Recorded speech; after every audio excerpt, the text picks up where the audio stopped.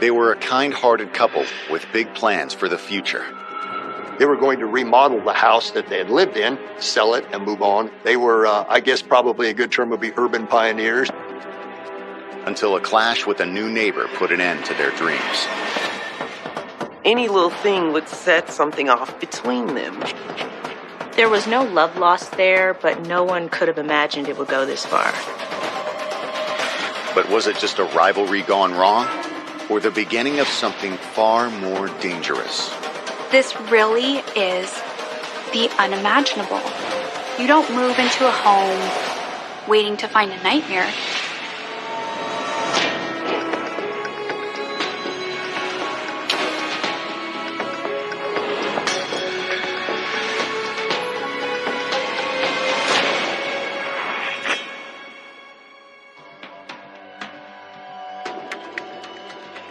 May 18th, 1999. It's a quiet night in the Denver, Colorado suburbs. Until 9 p.m., when a single gunshot rings out on Humboldt Street. Two neighbors, 27-year-old Deborah Loisel and 36-year-old Beverly Grant, both hear it. I was in the kitchen, and 2 seconds later I heard a pop, like a firecracker, and I ran out of the house. I'm talking to my sister, so I put my phone down, go outside. There's nothing outside. It's just eerie, just silence and stillness. I said, Deborah, did you hear that sound? And she comes running forward. She goes, I did hear that. Parked in the street is a truck belonging to Deborah's boyfriend, Jason Horsley. And as Deborah approaches it, her worst nightmares come true. Jason Horsley is laying inside his vehicle. His legs are sticking outside and he's twitching. She goes up and sees he's shot. My boyfriend was in his truck, and couldn't breathe. She just starts screaming and yelling. By then, our neighbors are pouring out of the house, so I start directing them, call 911, call 911. But Jason has already lost a lot of blood, and there's no telling whether paramedics will arrive in time to save him. I ran into the house, found the keys. I thought I was going driving down here because the hospitals were so close. Other neighbors came out, and they drove Jason Horsley to the hospital at the end of the street. The question on everybody's mind was why. This was a nice couple in a nice neighborhood. No one would ever expect anything like this to happen. 25-year-old Jason Horsley was raised over 400 miles away in the small town of Sheridan, Wyoming. Jason was, like most kids, very active in this community. He was into fishing, snowboarding, hiking. He was a wrestler. He was in the National Honor Society. I mean, he was really kind of a natural-born leader. After high school, Jason moved west to attend Pacific University in Forest Grove, Oregon. This is really a formative time for a lot of people, and Jason was smart, he did well, but what he really liked was working with his hands. When he was finished with college, Jason decided to pursue a career in carpentry. By this time in Denver, the city was booming. There were lots of construction jobs available, and because Jason spoke Spanish fluently, he was able to become a foreman. It appeared everybody liked Jason. I mean, he was a man's man, really the kind of guy you could always count on. Those qualities also made Jason very popular with the women of Oregon, especially Deborah Loisel. Jason was a good-looking guy. He had lots going for him. He really had no trouble in the woman department. But when he met Deborah, he knew that there was just something special there.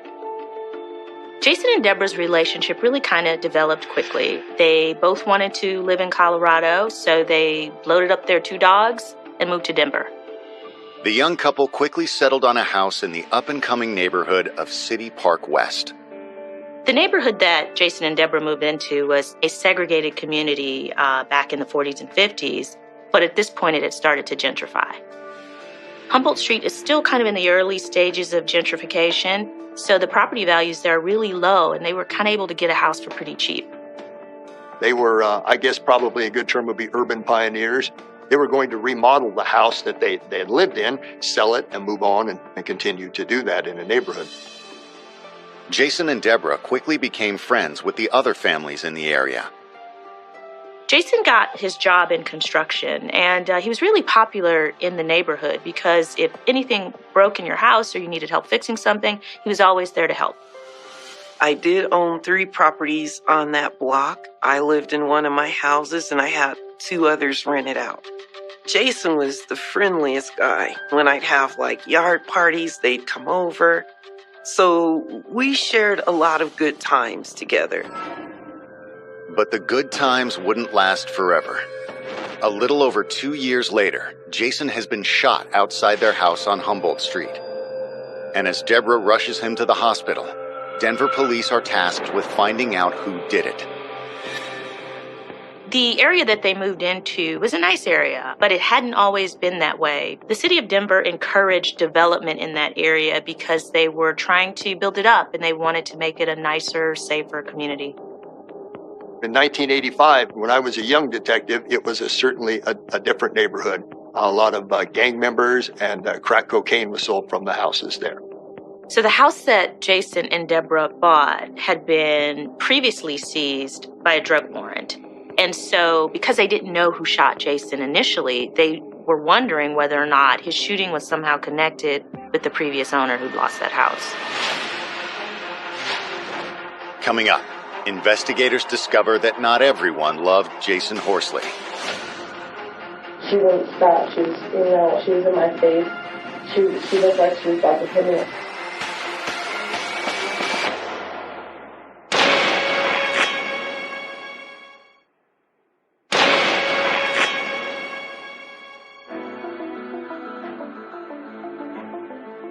"25-year-old Jason Horsley has been rushed to the hospital by his girlfriend Deborah after she found him shot outside their home. Even though neighbors had heard the shot and had gotten to Jason within moments of the shooting, he was bleeding profusely, and time was of the essence.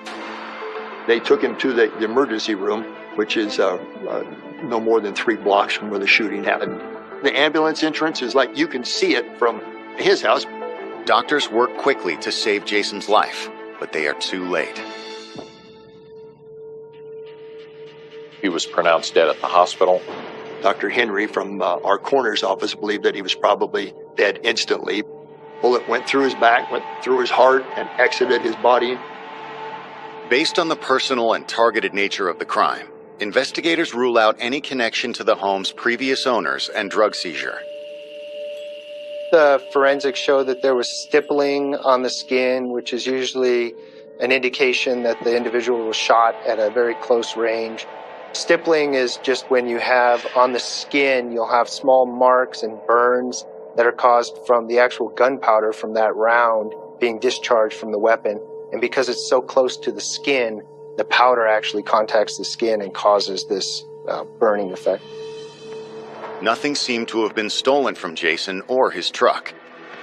The truck was used to get Jason to the hospital that night, and after that it was basically towed from the hospital to the impound lot where a search warrant was conducted on that truck. Detectives are hoping Deborah might be able to give them some answers. Deborah was obviously upset, but she still seemed eager to help the police. Why don't we start by just telling me the events, what happened this evening? My boyfriend and I arrived home from walking our dogs down by the river. I don't know what time that was. And he said, I'm going to clean up my truck. Jason was a carpenter. He had a lot of tools. So every night his practice was to take them, every single one out and repack his truck because he'd leave 4 or 5 in the morning. His truck was like his workshop. So by the end of the day, it's just thrown in there. But he took the time meticulously every evening to do that. According to Deborah, Jason would pull his truck up and park on the street really anywhere there was a space closest to their home. And on this particular day, he parked his truck in front of Malika Griffin's house. According to Deborah, Malaika is exactly who she thinks may be responsible for the shooting. And how about this lady that we're talking about, the next door neighbor? I've only seen her in the last month. I didn't meet her for a minute. Describe her for me. She's about my height, so I'd say 5'4". A black woman with a short afro. She's probably pretty young. I would say 23 or 24. And stalking. Deborah tells police that shortly before the shooting occurred, she heard Malaika arguing with Jason. I went in the backyard to water the grass. She has a gate that you can always hear when she's going and coming close, and then I heard, talking. Malika come out and kicked this stuff and told him to get it off of her sidewalk, and he couldn't park his car in front of her damn house. He was saying, I don't know, leave me alone, whatever, and she was saying, you're a faggot, you suck dick, something like that. And then I came out and I said, this is city right away, he has the right to be here. Deborah says Jason left to get their neighbor Beverly, who was also Malaika's landlord.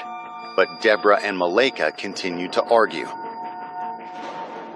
Jason came to me a bit before the shooting happened because his girlfriend and Malaika were engaged in a kind of heated argument. Things kind of got out of hand and just really escalated into ugliness. She was in my face, and I was like, you need help. I'm sorry you feel angry at the world or whatever's going on in your life. You've gotten along with everyone. I don't know what your problem is. She looked like she was about to hit me. I said, I'm going to call the police if you hit me and file charges against you. Malaika had a roommate named John. And at that point, he came outside and began to usher her back into the house. Seemed to blow over quickly. Malaika went back inside of her home, and Jason went back to organizing the tools in his truck. But a little while later, both Deborah and Beverly heard the gunshot and came running back outside. Deborah indicated as soon as she heard that loud noise, she thought it was a gunshot and immediately came outside.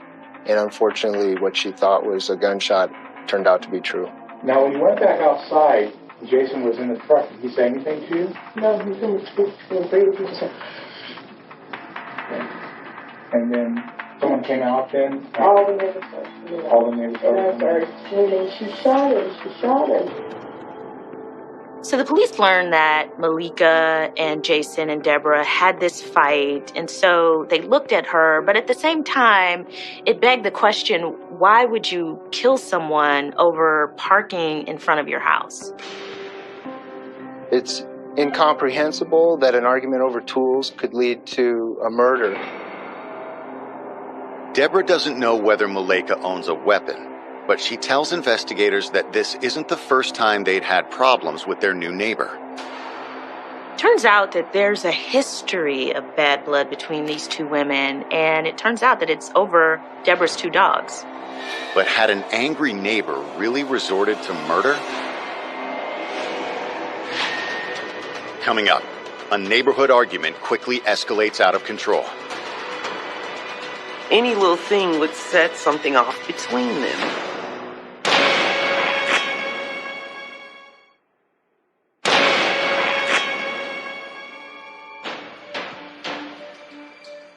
It's been less than 2 hours since Jason Horsley was shot and killed by an unknown assailant. His girlfriend Deborah believes it was their next-door neighbor, Malaika Griffin. According to Deborah, they had a history of confrontation with Malaika, and Deborah described Malaika as an angry young woman. The first conversation I had with her was about a month ago. I was digging a hole for a tree in my front yard, and she was walking by, and I made sure my dogs were on the front porch. Their dogs had a reputation for being unruly. They would charge on people, and they're the friendliest things, but one is huge, and their barks are convincing. She came right up to the fence by my yard. My dog approached the fence and was barking at her. He's protective of the house, and he's protective of me. Those were like her babies, in a sense. And they were harmless, but if you don't know them, you don't know that. She goes, "Hey, lady, hold your dogs." I mean, natural response. You were startled. You got a situation where Malika and this dog just aren't used to each other. And I think in most normal circumstances, people would just let something like that go. But according to Deborah, her new neighbor wasn't interested in resolving things peacefully. Malika told Deb, if those dogs get into my yard, I'm going to kill them. I said, well, you're stupid for taunting him. Why would you come over to the fence if you saw, you know my dogs, you've lived there. Deborah called Malika stupid, and Malika reacted very violently and angrily to being called stupid. And I think that really shook Deborah up. She told her straight out, if you punch me, I'm going to call the cops. At that point, Malika said, I don't do prison, bitch. Wait here, and went inside the house. After that, I was bawling, crying in my front yard. So I've never had something like that happen to me before. Deborah said she spoke to Malika's landlord, Beverly, about the incident, but decided not to make the problem worse. Eventually, Deborah just decided to chalk it all up to a misunderstanding, and she really never talked to Malika after that. However, the problem didn't go away. Instead of arguing with Deborah, Malika began turning her anger towards Jason. She wants to fight with us once he was fixing the gutters. And she was just constantly, you gotta pick up your trash, you gotta pick up the trash, and he was adjusting the gutters. He didn't have anything on. It seemed like Malika had a serious temper, but that didn't mean she was capable of murder. Detectives knock on Malika's door, hoping to get her side of the story. But she isn't home. The police interviewed the landlord across the street, Beverly Grant, and according to Miss Grant, the real tension was between Malika and Deborah, and Jason really didn't have anything to do with it. According to Beverly, both women seemed to be equally at fault for the bad blood between them. Deborah would light into anyone that said anything about the dogs. Jason came to my door and knocked and said, "Bev, they're out here arguing. Could you come out here and intercede?" So I did. And when I got there, I just heard the most horrible things coming out of Deborah's mouth. Beverly Grant told the police that she had tried to play mediator between these two women, but it really didn't help. They just hated each other. Deborah and Malika had such a contentious relationship. Any little thing would set something off. But Beverly found it hard to believe Malika was the sort of person who'd commit murder. I had a coffee shop at that time, and she frequented my coffee shop. I was impressed with her because she loved seniors, and I noticed that she talked to all the seniors that were there and had great conversations around academia and progressive issues. Malika Griffin was extremely smart. She had a degree in chemistry. She graduated with honors. Over about a 2-month period of knowing her, I learned she lived in a hostel. Then in talking, I had an opening it for a room in a house, and it was shared with another man, and she had no problems. Just so happened that what I was going to be charging her was just slightly less than what she was paying at the hostel. So Malika got a job at a local pharmacy. She moved in with John, and outside of her conflict with Deborah, she seemed to kind of get along with everybody. She had a warm personality, engaging. She was a model tenant as far as that goes, kept her place very clean. A routine background check seems to confirm Beverly's opinion of Malika. What she had to her advantage was the fact that she had no criminal history. We didn't have her fingerprints on record. There was no red flags with her activities with neighbors or how she worked. I mean, she functioned well in society. At that point, it doesn't look like she's going to be a suspect after all. Coming up, another neighbor comes forward with new information that changes everything. It looked like she was going to war. The question was, with who?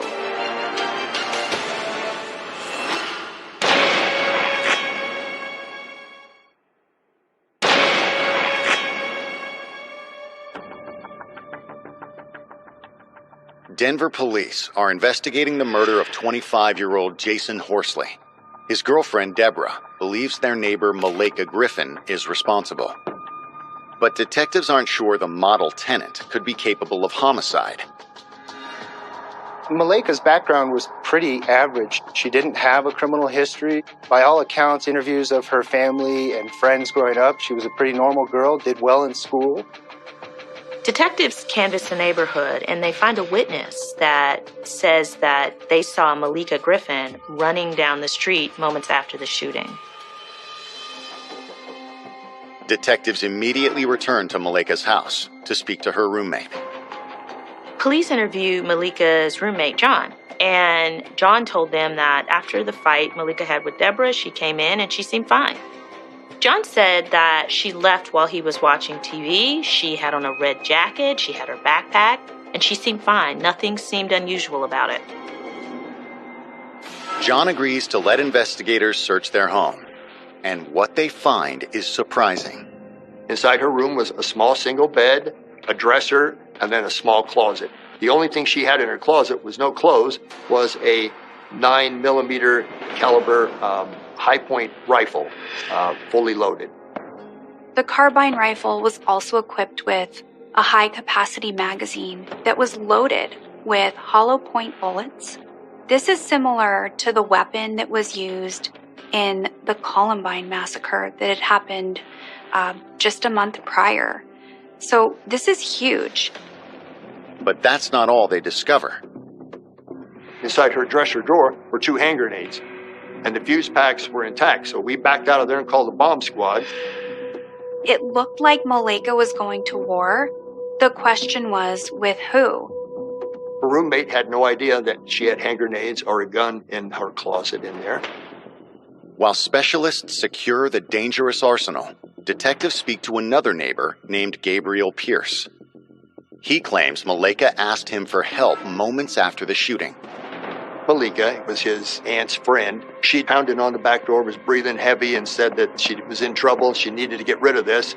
Lifted up her jacket and could see a large semi-automatic pistol.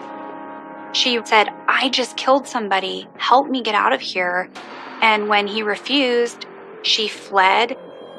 He said, "I don't have nothing to do with that. Get out." She ran out the back alley and took off. Gabriel had no idea where she went. When police search the alley behind Gabriel's house, they find a red jacket on top of a dumpster. The piece of clothing they found was distinctive, and so they knew that it was hers. It was something that would have definitely identified her. Through the course of canvassing the neighborhood, we found a black backpack. She carried a black backpack with her most of the times that she went. That backpack belonged to Malaika. It even had her ID in it. In a few short hours, Malaika Griffin has gone from model tenant to murder suspect. And alongside her stockpile of weaponry, investigators find evidence of a frightening motive. Police found what appeared to be Malaika's personal handwritten journal.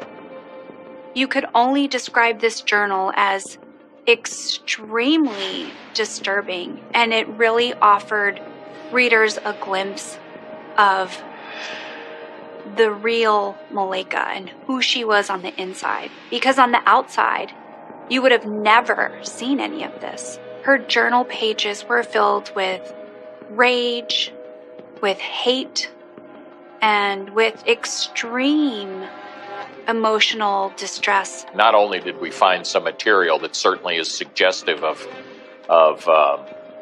terroristic or subversive type of behavior, but she had propaganda posters and things like that in the home as well. And she didn't care much for white people. The book was almost completely full about an impending race war. And obviously she thought she needed to arm herself for this upcoming confrontation. Her state of mind, I suppose that probably really played into the shooting with Jason Horsley. She had a huge problem with white people and a huge problem with men. Jason represented everything that Malaika hated. The evidence brings heightened urgency to the search. As far as police are concerned, their fugitive is armed and incredibly dangerous. Police found several things in Malika's backpack that suggested it was not going to be easy to take her into custody. She had survival magazines, she had information about how to change your identity, and she also had information about how you could harm police officers. How to booby trap things, how to snipe police officers, those type of things. Not what I would think we would find in that lady's person. At one point, when Malika is fighting with Deborah, Malika tells her, "I don't do prison." And it turns out that that was not just a threat. Coming up, the search for Malika Griffin becomes a nationwide manhunt. There's really no telling how this could escalate.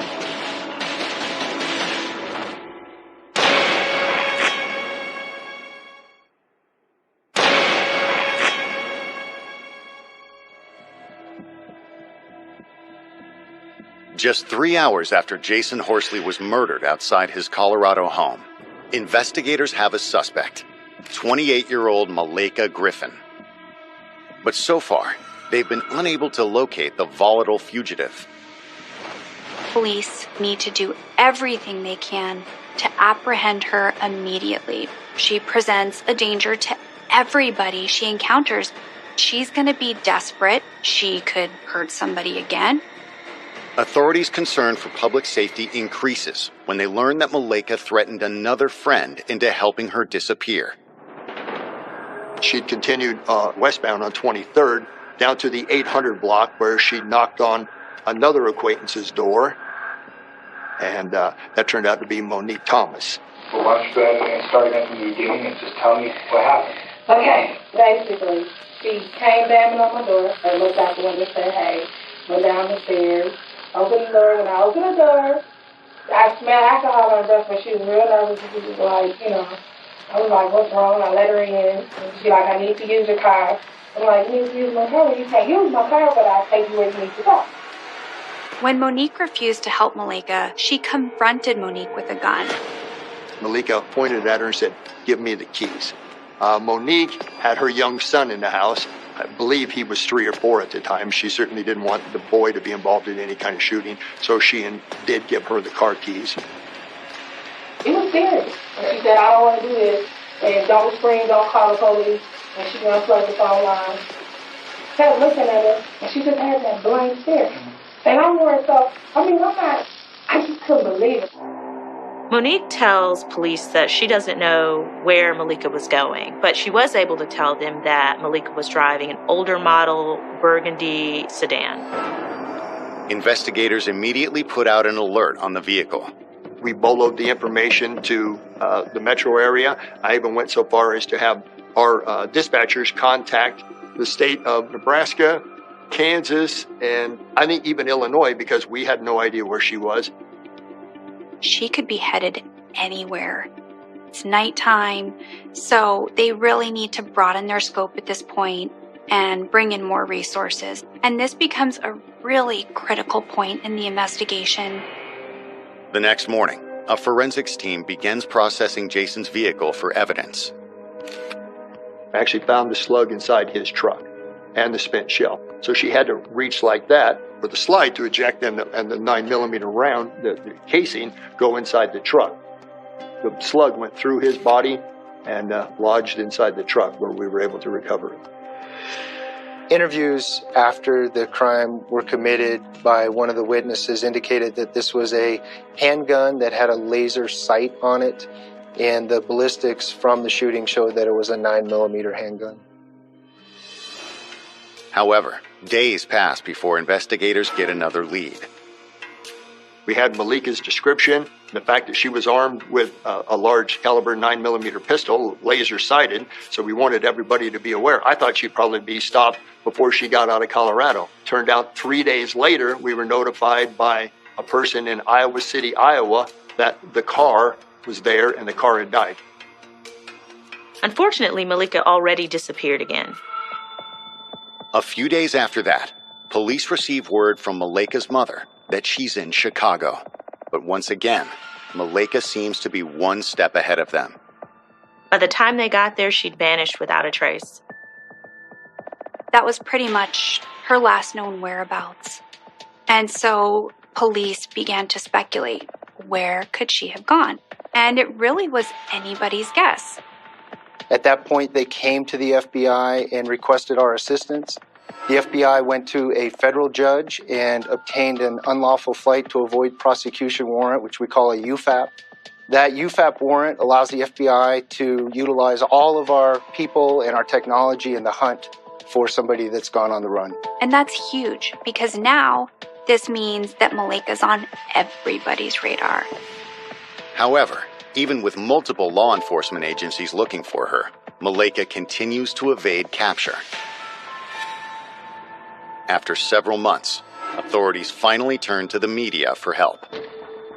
In February of 2000, America's Most Wanted aired this case for the first time. They really wanted to help investigators find Malaika, because it was pretty unusual that at this point she was still on the run. A UFAP warrant gives us national and international capability, and that's the benefit of a UFAP warrant. Instead of having that state warrant in place, we can actually look anywhere in the United States, and we can utilize our agents that are overseas as well. We would get calls from everywhere.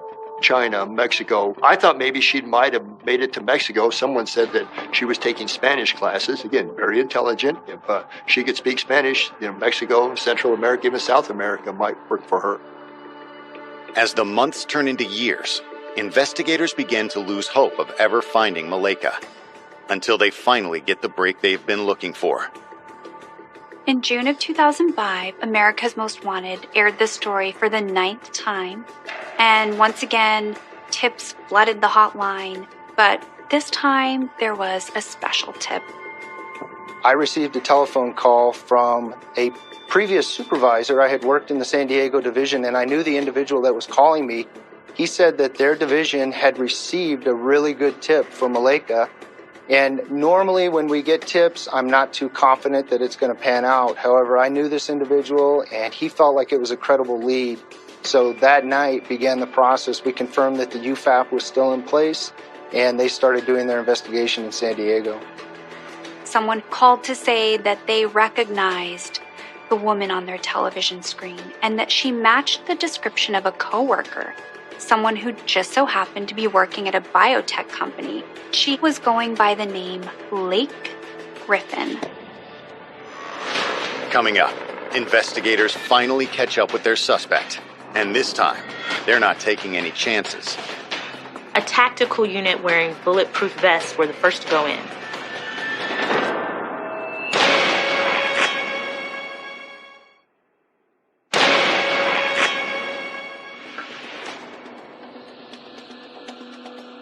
Over 6 years after the murder of Jason Horsley in Denver, Colorado, detectives have cornered their suspect, Malaika Griffin, 1,000 miles away in San Diego. Given her history and arsenal of weaponry, they've come prepared. The Violent Crime Squad set up surveillance on an address that she had provided as a residence. And after about 2.5 hours, they were able to confirm that an individual matching Malaika's description was actually in that residence. A tactical unit wearing bulletproof vests were the first to go in. They weren't taking any chances. Malaika was considered armed and dangerous. But as difficult as Malaika had been to find, her arrest is easy. The Violent Crime Squad, with some SWAT operators, set up on that residence, knocked on the door, and Malaika answered the door and was immediately placed into custody. She didn't put up a fight. However, she wouldn't reveal her identity. In June 2005, Malaika Griffin is extradited to Colorado to face charges of first-degree murder and aggravated robbery. On February 27, 2006, her trial begins. At the trial, prosecutors argued that Malaika left the fight with Deborah and Jason, went into her house, and came back with a gun, which meant that this was a premeditated act. Considering her radical beliefs, Malaika's motive was clear. They described her as a dangerous, extreme militant. fighting against the world, essentially. Prosecutors were able to show the jury the weapons and her subversive books, but the most damning evidence against her was Malika's own journal.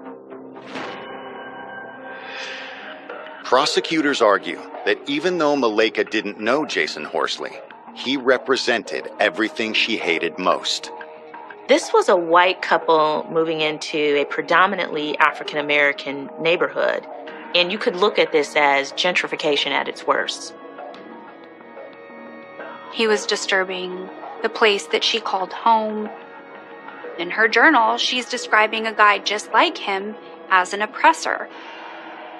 So it's easy to imagine that he quickly became a target. On March 2nd, 2006, Malika takes the stand to tell the jury her side of the story. Malika claimed that after the argument with Jason and Deborah, she went back into her house just to get her backpack. She really just needed some time to cool off. She grabbed her bag, and in her bag was a gun that she'd carried a long time without any incident. A single woman carrying a gun, she's living in a big city, so I don't think it's strange that she would carry a gun with her.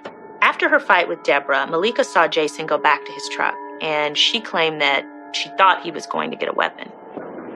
According to Malika, she shot Jason in self-defense. But prosecutors argue that Jason's wounds prove otherwise. Based on the trajectory through the body and the nearness of the muzzle to Jason's back, he was not in a position where he could offer any kind of physical threat. Jason was leaning inside of his truck with, he couldn't even see who was behind him. The only thing exposed was his back and his legs. She walked up, aimed her large caliber 9mm pistol with a laser sight, put it right in the middle of his back and pulled the trigger.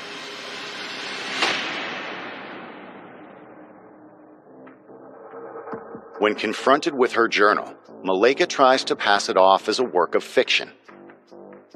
It was her position that she was going to write something and that what she was going to write was going to have a positive spin on it. She said that she was simply writing a play. However, it was very easy for prosecutors to poke holes in that defense. I don't believe it was a manuscript. I think it was a manifesto of hate. The jury seems to agree. On March 6th, 2006, after 8 hours of deliberation, they find Malika guilty on all charges. She was very, very angry with the white race. Jason happened to be a white male, and I don't know what, if she just snapped that night, something made her go. I truly think that the fiance, Deborah Loisel, is probably very happy that she went inside when she did. I truly believe Malika came out to shoot her. Not that she wouldn't have shot Jason also, but I think her intent was truly to shoot Deborah. She was given a mandatory sentence of life in prison without parole, and on top of that, she was sentenced to another 10 years consecutive for the aggravated robbery. Our objective in any homicide case is to bring justice to the victim because they can no longer speak for themselves. We become that victim's voice. We felt that we had that success here. A young woman's misguided hatred had ended in tragedy for both the family of the victim and their community. This really is the unimaginable. You don't move into a home waiting to find a nightmare. You move into your home to find a dream. And unfortunately, it didn't turn out that way for Jason and Deb. When you're dealing with somebody that you don't truly know, somebody that has argued with you in the past over trivial things, you never know what they're capable of. It's more than a story to me. I knew Jason and he was a friend. And that's kind of the relationship that we may have had to the present day didn't get to happen. He didn't get to have kids, things like that. When I have the opportunity to encounter neighbors, of course that comes up in our reminiscing because it was a surreal tragedy.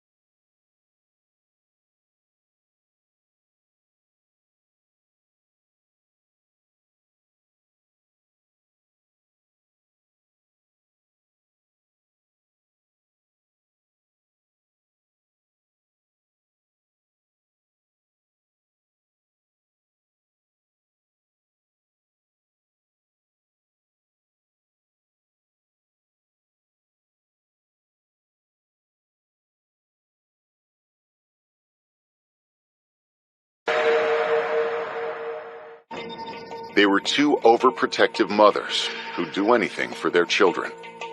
Both appeared to have a lot in common, kids the same age, family people. You can call them helicopter parents or tiger moms. They both had very hands-on parenting styles. But when they turn their defensive instincts on one another, the results are deadly. There was a lot of hatred between these two families. There is yelling, screaming. He says, she stabbed her, she stabbed her. And investigators are left to determine who's to blame in the suburban feud gone wrong. It was just like, how did this come about? Both of these moms seem capable of just about anything.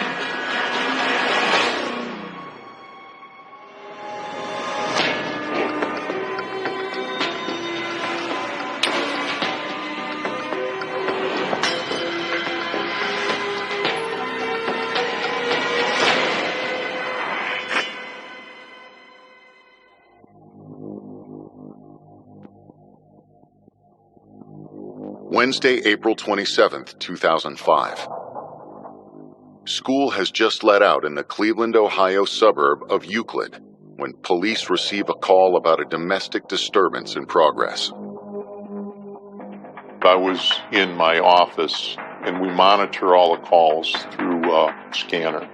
At that time, we heard that there was a big fight on Crystal Avenue. According to the caller, all hell had broken loose at the house next door to him. 15 people had engaged in a fight. They were literally outside duking it out. Officers are dispatched to handle the altercation, but while they are en route, a second and more urgent call comes in. There is yelling, screaming. The 911 operator can't hear most of what he's saying, but is getting enough down to when he says, she stabbed her, she stabbed her. When the police got there, the scene was total chaos. A dozen men and women throwing punches at each other, literally a battle between two families. I saw one lady laying down by the driveway. Looked like there was some type of problem going on with her. There was someone else over top of her, and all the other people were just milling around. My sister talking about she can't breathe. I'm lifting up her shirt. I'm not a paramedic. I don't know what to do. I don't know whether to hold her chest or whatever. I just see the blood coming out. And I just see her eyes just going blank. She needed medical attention right away, or else she was going to basically bleed out. Police clear a path for EMTs to treat the unconscious woman. It appears she's been stabbed several times, but she's not the only victim. As the EMTs were putting her into the ambulance, they noticed that the woman helping her was also bleeding. I didn't know I was stabbed until the EMT said, take off your jacket, let me check your body. And they checked and saw that I was stabbed in my back too. So I get in the ambulance and I'm riding to the hospital, and I look down the street and the ambulance with my sister just stopped on the street. I'm like, what did they stop for? I guess she had stopped breathing. The wounded woman identifies herself as 29-year-old Christina Barkley. The unconscious woman is her little sister, 20-year-old Vanessa McMorrick. Vanessa was an irritating little girl growing up. She followed me around everywhere, just irritating and tattleteller. But as she got older, me and her got closer, you know. She was everybody's best friend. She's like the glue that kept everybody together. Christina's daughter, Diamond, was especially close to her aunt. I could talk to my auntie Vanessa about anything. Whenever I had a problem in school or with my mom or anything, she was the person I can go to and talk to. Anytime we threw parties, she was the one that planned it and was the first one there. She loved getting her hair done. So she was over our house all the time because my mother did her hair. She was just beautiful inside and out. Few things were more important to Vanessa than family. So after high school, she began making plans to start one of her own. She worked in a clothing store in nearby Cleveland, and she was able to get an apartment. Shortly after, she met a man named Robert. They started dating, and not too long after they started dating, she learned she was pregnant. Vanessa's big sister, Christina, already had children, but they both ended up being pregnant at the same time, so it was just one more thing that they could bond over as sisters. They both had mood swings out of this world during the entire pregnancy. She was there almost every single day, and I'll never forget when she actually went into labor. My mom was right there. She had her baby 2 months before I did. She didn't have that many friends. It was just family. It was just us all day long. If she wasn't at my house, she was at my other sister's house. We were just together all the time. The extended family included Christina's husband, Michael, and their 5 children. Their home on Crystal Avenue was always bustling with activity. Diamond was 12. Jonathan was 13. Zariana, she was about 5. And Zamian, he was 3. And Ozias was like 4 months old. He was a little newborn baby. Between their kids, aunts, uncles, cousins, family coming over, it was just a very busy place. So busy, in fact, that when their new neighbors, the Bergers, moved in next door, Christina barely even noticed. Ashley Berger was, I believe, 32 years old and had moved to Crystal Avenue in June of 2005. She had 4 children. She lived there with her common-law husband.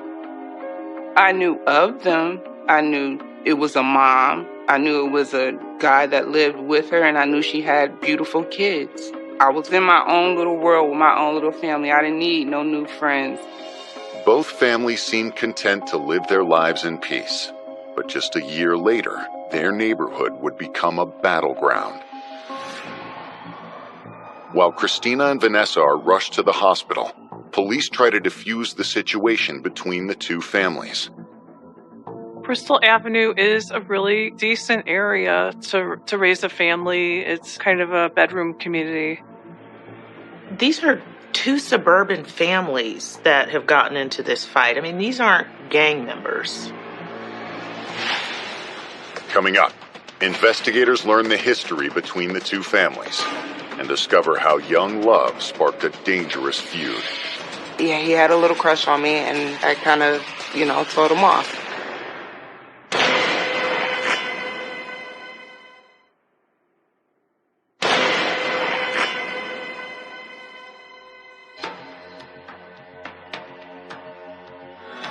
Christina Barkley and her sister Vanessa are being rushed to the hospital after a brawl with their neighbors left both of them stabbed. But before an investigation can begin, authorities first have to pry the 2 families apart. The screaming and yelling and invectives and swearing and everything that was going on, it was at its peak then. So they had to calm everything down. The way they do that is they put people in different areas where they can't, rile or incite other people. While officers try to keep the peace, Detective Ken Kosinski is assigned to the case. I had to talk to, hopefully, both victims that were up there and get their statement on what happened. When I got to the hospital, Vanessa they're working on her. She's unable to speak or anything. Vanessa was stabbed 7 times. One of those stabs went through the lung and through the pulmonary artery, which essentially caused her to bleed out. She was also stabbed in the left arm, which severed the muscle, which rendered her arm useless. While they're operating on Vanessa, detectives speak to Christina to find out what happened. I went over, talked with her, and she gave me a statement on what had occurred and everything. And she said that she didn't even know she was stabbed. She thought that she just got hit in the back with something. She was a mess. She had the stab wound in her back, scratch marks on her face, but she was able to talk, and she was in pretty good health, considering Christina is able to identify her attacker immediately. She says it's Ashley Berger, her neighbor, that came after them with a knife. Christina says this wasn't just a random act of violence. There's been a history of tension between their two families, and it all started with a case of unrequited love.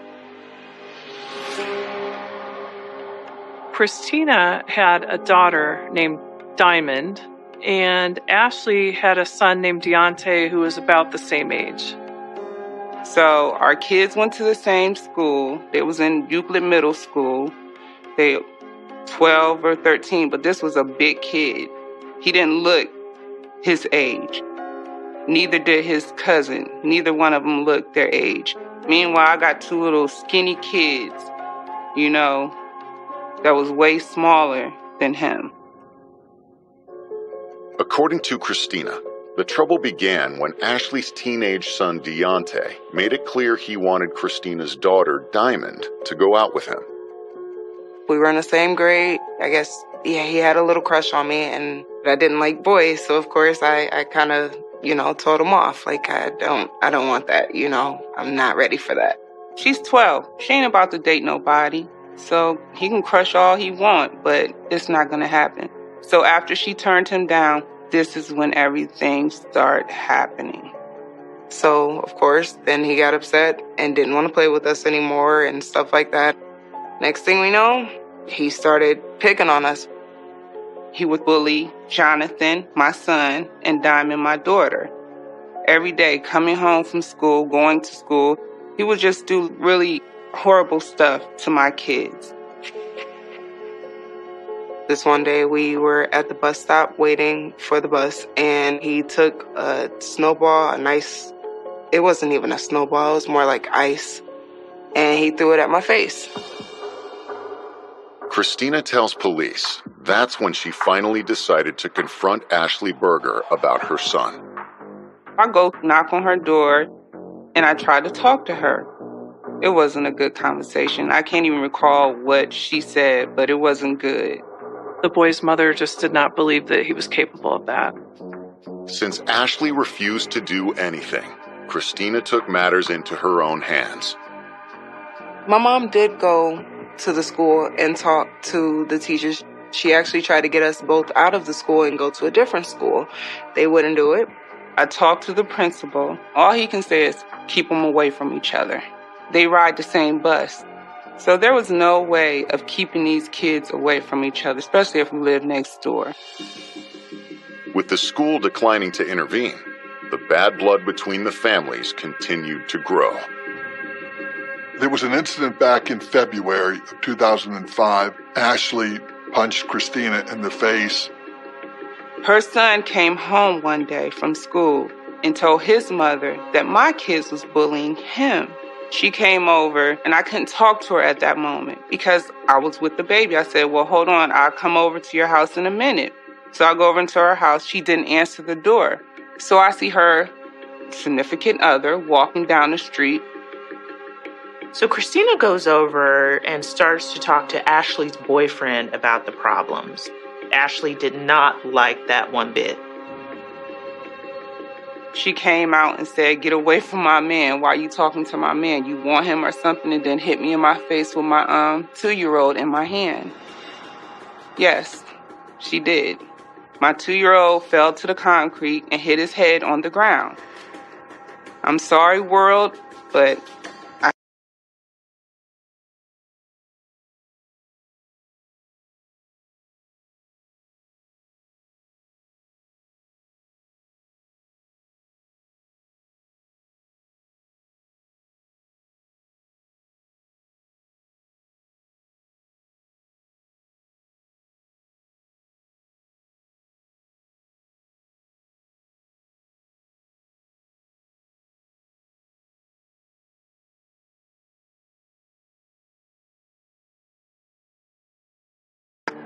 The feud just gets worse from there.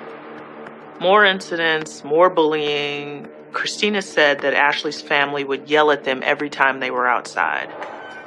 Calling the police don't help.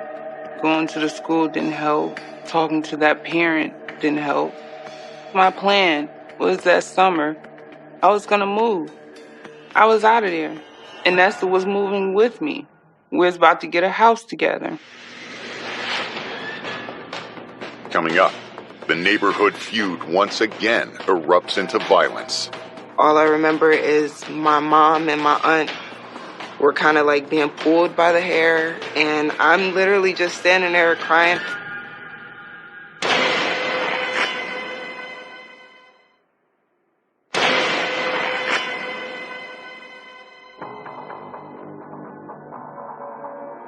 In Euclid, Ohio, 20-year-old mother Vanessa McMorrick is undergoing emergency surgery after being stabbed 7 times.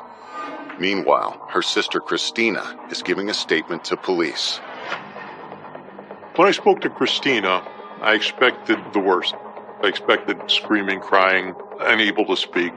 She was relatively calm about the whole thing. She was very matter-of-factly, this is what happened. This is what I want to get down. This is what I want to tell you. April 27th in 2005, 3 days before my birthday. My birthday is April 30th. Getting ready to have a sleepover. My aunt came over we were going to go shopping to get me a birthday outfit because that same weekend that we had the sleepover, we were going to have a party for me. I went to go pick up Vanessa from her house downtown in Cleveland. And me and her, we went to the grocery store, went grocery shopping, and then I dropped off my nephews at the bus stop so they can walk Diamond and Jonathan home so they wouldn't be picked with.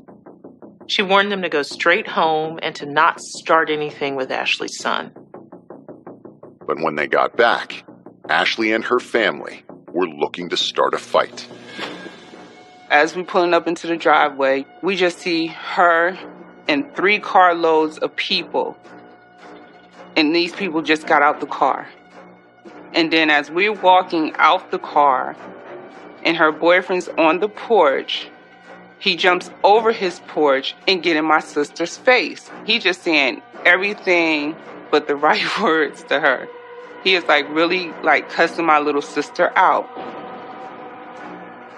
So it began, they going back and forth, and it just escalated from there. Despite Christina's earlier attempt to keep their sons apart, the Bergers claim Jonathan had attacked Deontay. You're just cussing her out. I mean, why you had them kids try to jump my son or something, but nobody tried to jump your son. I went over there and tried to break it up, get away from my sister's face, and he starts pushing me.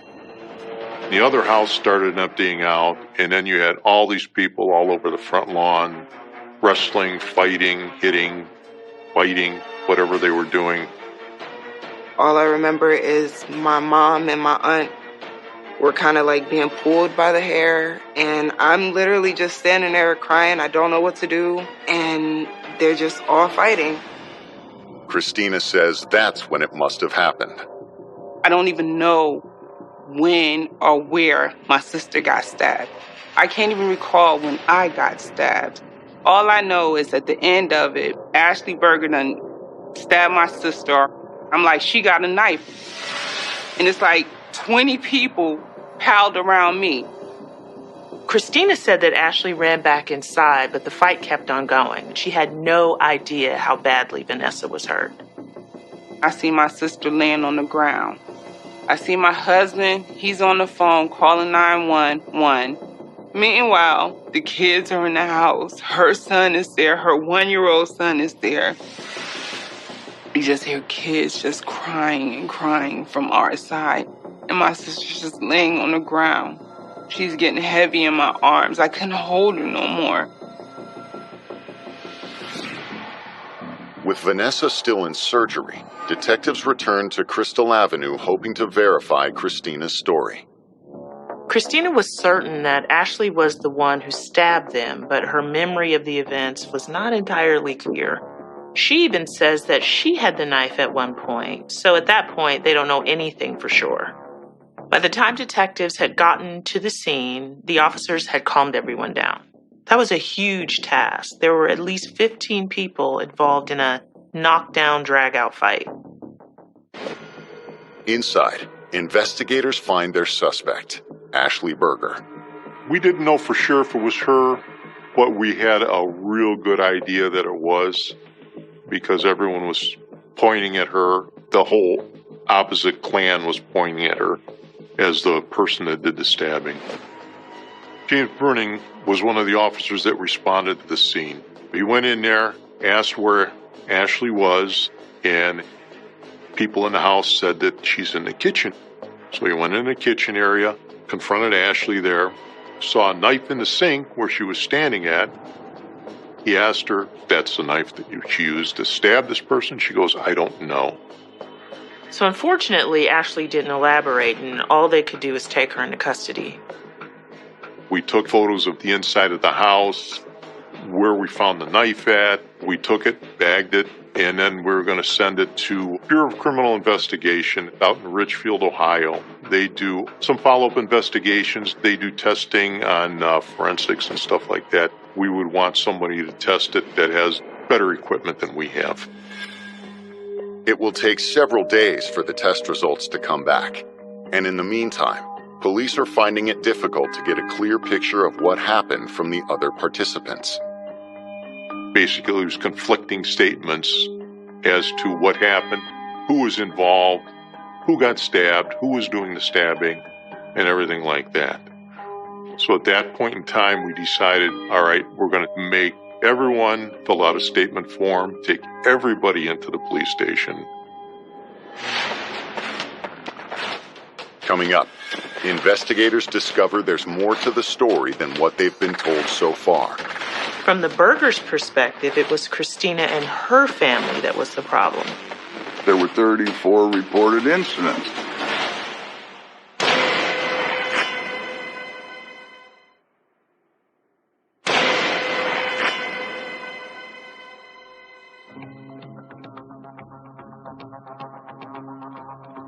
It's been a little over an hour since 20-year-old Vanessa McMorrick and her sister Christina were rushed to the hospital with multiple stab wounds. Their neighbor, Ashley Berger, has been named as the assailant, but police still have no proof. When we got everybody to the police station, we separated everyone because we didn't want anyone to start fighting or wrestling. We had a couple interview rooms, and so that's where they sat. And most of the people really weren't too loud after they were at the police station. I think they realized they're just going to have to make the statements and submit to whatever happens after that. With so many people to interview, the police decide to divide and conquer. They start to collect statements from one family to compare to statements of the other. And what Ashley's family told police was very different from what they'd heard so far. Ashley Berger was a 32-year-old female who had moved to Crystal Avenue in 2005. She had 4 children, and she lived there with Matt, who was her boyfriend, and the father of 2 of the children. She had no criminal history. She was a stay-at-home mom. She had a kind of quiet, calm demeanor. She just didn't seem like the kind of person who was capable of this kind of violence. Ashley would say that she really didn't want bad blood. They were her next-door neighbors. She was happy to have a nice place to live with her children. From the Berger's perspective, it was Christina and her family that was the problem. Police records reflected that Ashley had called the department several times to seek assistance. Ashley claimed it was her son that was being bullied by Christina's kids and not the other way around. Ashley claimed that after she reported the harassment, Christina became more and more combative. In February of 2005, where Ashley punched Christina in the face over some dispute between the children. And she actually admitted to it, but indicated she felt threatened. To hear Ashley tell it, it was Christina's family that were the violent ones. They were the ones shouting threats and slurs. And those threats soon escalated into acts of vandalism. Ashley stated that in March, she placed these stick-type markers along her property line so that there would be a clear demarcation. She wanted to keep Christina's kids off of her property. Ashley filed a police report claiming that her son saw Christina's husband kick those markers down. Euclid is a community of about 50,000 people. They have a very good police force. They've responded to these incidents. They certainly want to try to resolve any sort of conflicts that occur. The officers had spoke to both families, left, and as far as they knew, everything had settled down. Police may have considered the matter resolved, but the truth was, neither mother seemed willing to back down. Investigators were looking at these incident reports, and it just demonstrated that there was so much back and forth between these two families. None of it was shedding any light on what really happened.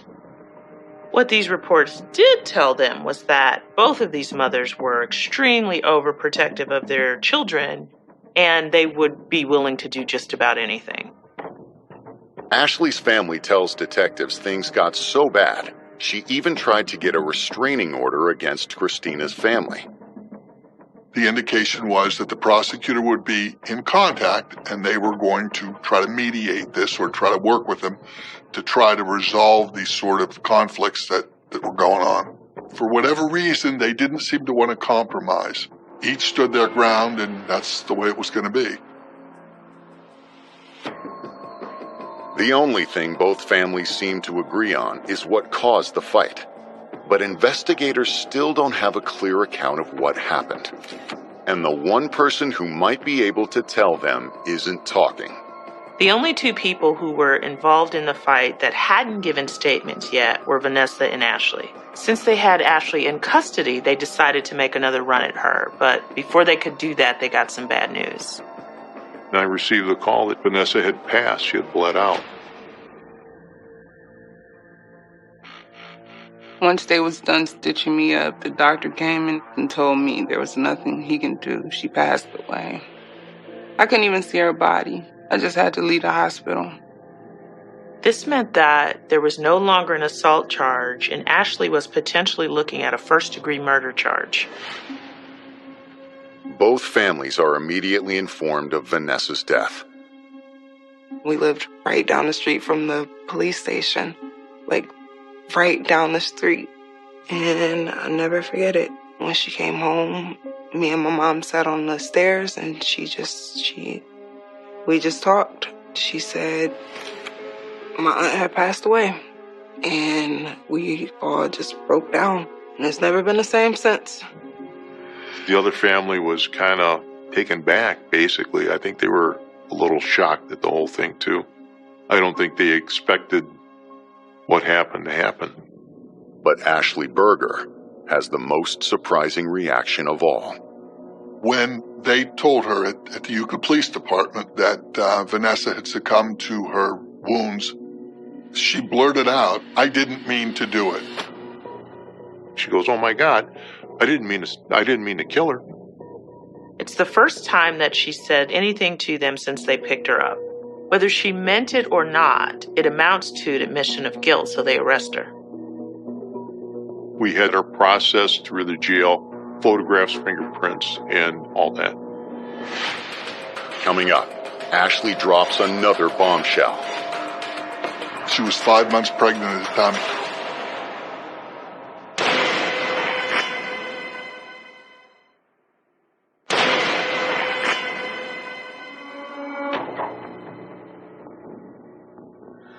Ashley Berger has just implicated herself in the stabbing death of 20-year-old Vanessa McMorrick.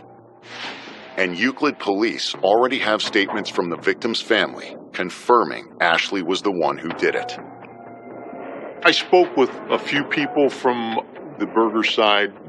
I don't believe any of them had mentioned anything about the stabbing, but they knew exactly what happened because they were the ones screaming for Ashley to get back in the house. So they knew. Everyone understood. Everyone saw. Except, if I don't say anything, maybe it didn't happen. At that point, detectives are convinced that Ashley probably just got fed up with Christina and her family, and she just snapped. They're looking to get a full statement from Ashley to wrap up the investigation. However, after police hear what Ashley has to say, they realize there's more to the story. The relationship between Ashley Berger and Christina Barkley was massively deteriorating over several months. Things just kept getting worse. There'd been threats, there'd been hatred because of the police being called. There'd been things said, well, if your son stopped picking on my son, he's younger and he's smaller and everything. You know, he's trying to do the right thing, come home, not get in a fight. Ashley doesn't deny the bad blood between them, but she claims Christina and Vanessa were the ones who took things too far. Ashley told police that she tried every legal means at her disposal to protect her children, but she drew the line when they threatened the life of her unborn child. She was 5 months pregnant at the time of the homicide. According to Ashley, Christina's family not only knew she was pregnant, they used it as another way to intimidate her. Ashley didn't look pregnant with a big belly at all, but when you live next door to somebody, you tend to know their business. The two sisters had allegedly threatened to stomp the baby out of her. Vanessa kept saying, I'm going to kick that baby out of you. The fights between the two families had escalated to the point that she was afraid they weren't just threats anymore. So when Christina's family came into her yard that day, Ashley was determined to protect her baby, no matter what. On April 27, 2005, around 3 p.m., Ashley Berger called police to say that Christina's nephews were harassing her children. Ashley claimed that Christina sent her two older nephews to the bus stop to harass her sons and basically threatened to beat him up. The police came and left, but Ashley was so worried she wanted to stay at her parents' house. But before her parents arrived to pick her up, Ashley says Christina and Vanessa found out she'd called the police on their nephews. Every time that there was a confrontation or fights on the bus or whatever, Ashley would call the police. This enraged Vanessa and Christina. How dare you call the police on my son, my nephew? They didn't like the fact that police were called to break up fights between school kids. Christina and Vanessa were ready to have it out with Ashley, but about that time, Ashley's parents got there. Ashley claims that as her parents arrived, Vanessa and Christina's family started screaming at them. At that point, Ashley's boyfriend, Matt, intervened. Christina and Vanessa got out of the van and tried to break up the fight between Matt and the nephew. Then the other house started emptying out, and then you had all these people all over the front lawn, wrestling, fighting, hitting, fighting. Fearing the worst, Ashley grabbed a knife from the kitchen. Vanessa and Christina came up on the porch, and she just did everything she could to protect what was standing right behind her, her small children, and right inside her, the baby. Ashley comes busting out of the house with this knife and starts flailing the knife all over the place. Christina grabs the knife, and now she's wrestling with Ashley. Ashley's got a hold of her hair. Somewhere in this melee, Vanessa got stabbed.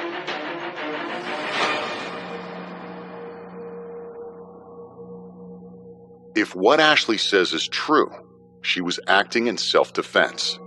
But there is little evidence to corroborate her story. Other than the next-door neighbor that made the initial 911 call, none of the other neighbors were willing to come forward and help the police. The neighbors didn't want to talk. They were afraid. All they kept on saying was, it's just a mess. I'm not going to say anything. I don't want to be dragged into this.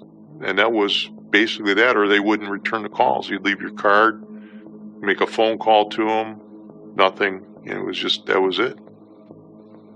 When the test results came back from the knife found in Ashley's kitchen, they're not much help. There were no fingerprints on the knife. The blood, there was no real blood on it. So it was washed off and it was clean. There's no doubt that Ashley had the knife. Ashley confessed, but the police have to figure out if it was self-defense or murder.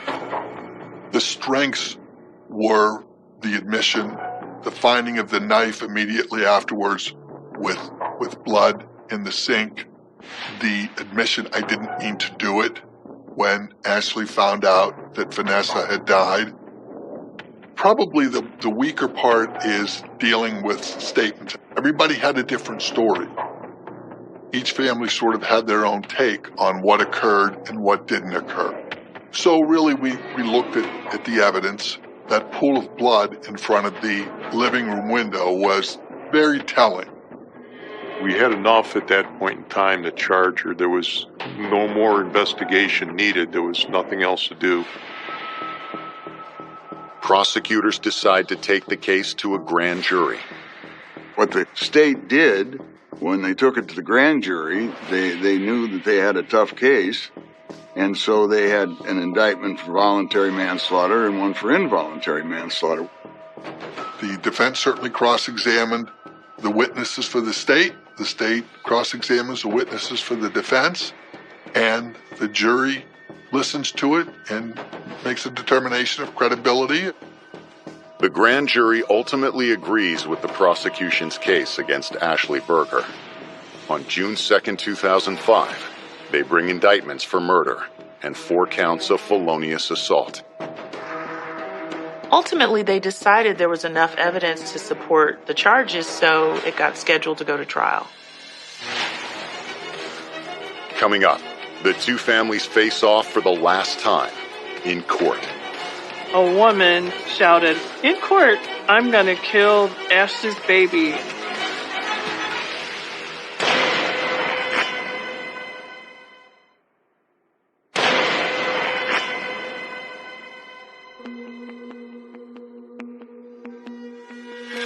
"32-year-old Ashley Berger has been charged with the murder of Vanessa McMorrick. But since she is 5 months pregnant, her lawyers argue to postpone the trial. The court agreed and allowed her to be kept on house arrest until after she gave birth. On August 29th, 4 months after stabbing her neighbors, Ashley gives birth to a baby girl. And another 3 months later, her trial finally begins. Even though it had almost been a year, emotions were still running hot between the two families. Deputies were on high alert, constantly monitoring the situation, trying to make sure that another fight didn't erupt. Prosecutors described Ashley as a woman driven by hatred. Ashley had harassed Christina and Vanessa for several months before stabbing them in a fit of rage. The state points to numerous police records of Ashley's aggressive behavior, as well as the medical reports regarding her victim's injuries. My sister was stabbed 7 times. She was stabbed, one of them in her arm. She couldn't even move the arm to even save herself. There were some defensive wounds, but it was the one death stab, if you will, was 3 inches deep. It was well into the chest cavity.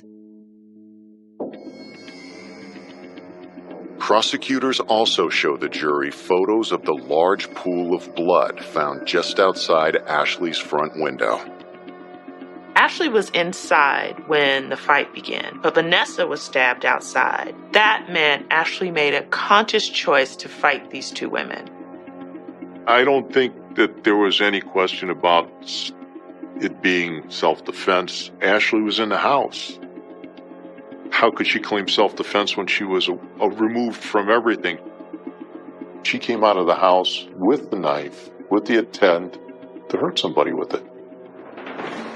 But the defense insists that Ashley was acting in self-defense, and they believe they can prove it. They used statements given by Ashley's family to the police to support their claim that Christina and Vanessa had been the ones who actually started the fight. Matt Macenti came there shortly before he got there, there had been a fight between Ashley's son and Vanessa's son. They were picking on him, and he had, I believe, 2 sisters with him. And they get there, and Matthew gets out of the car, and here comes Vanessa.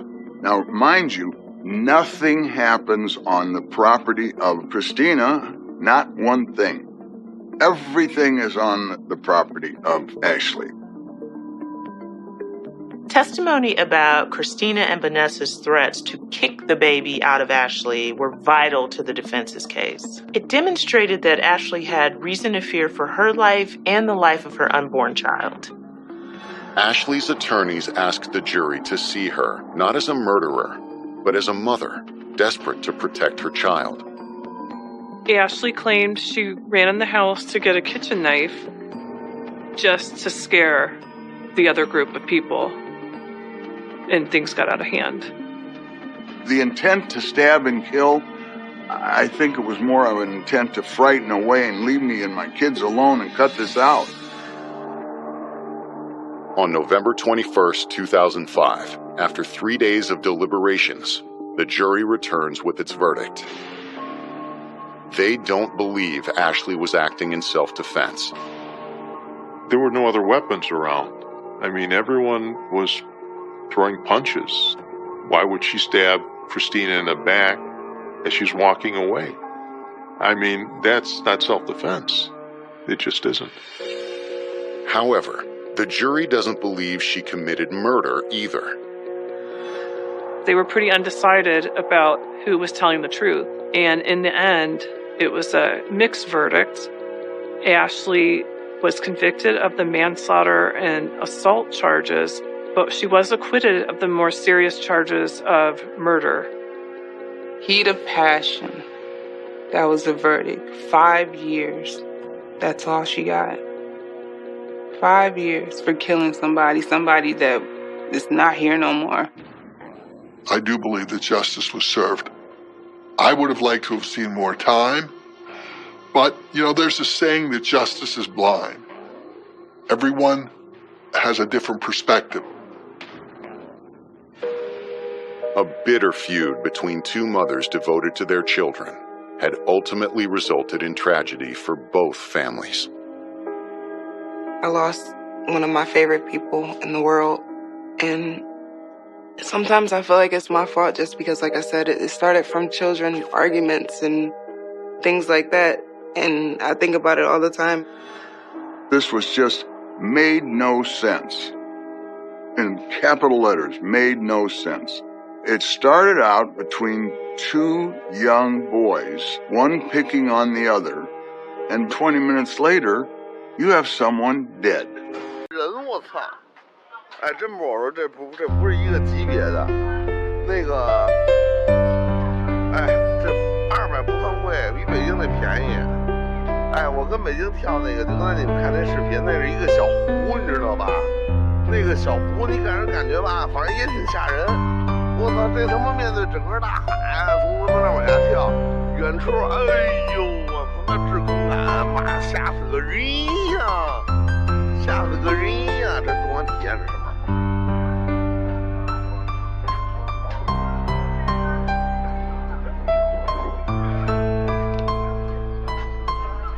哦，玩3D 啊！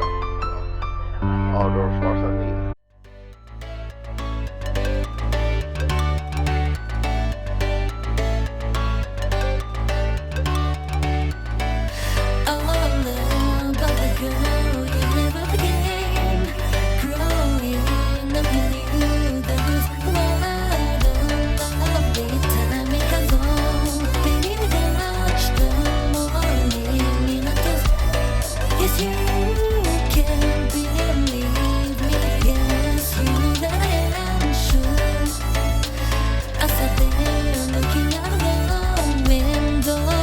Wonder if I could bring them to live. I could bring my lover. And baby, you make me wait. Now here we go, going back on the road. Now here we go. Now here I go, going back on the road. Now here I go, going back on the road. Welcome you back there again. Play the music back there again. I saw the looking out of the window.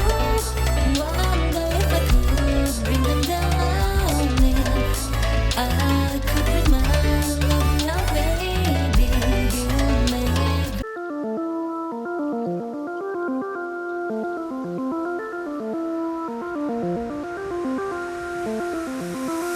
Shorty, if you really wanna go, baby, then you gotta take me the mess. I tried to soak in all the years and take it all in, but I come up for a breath and cry. I gave my drama, gave my simple, gave my friends a helping hand. I bet you know that they are dead. I wish I could tell you this. The more we talk, the talk is not a town. The more we talk, the talk is not a town. I did not come this far for any stronger. All of a sudden there was nothing left. Well, last night a doctor thought you were lying. I never meant to keep you alive. There might be stuff we said that sound dumb to you, but to get a red wine and take it with a lead, I bet you know that they are dead. I wish I could tell you this.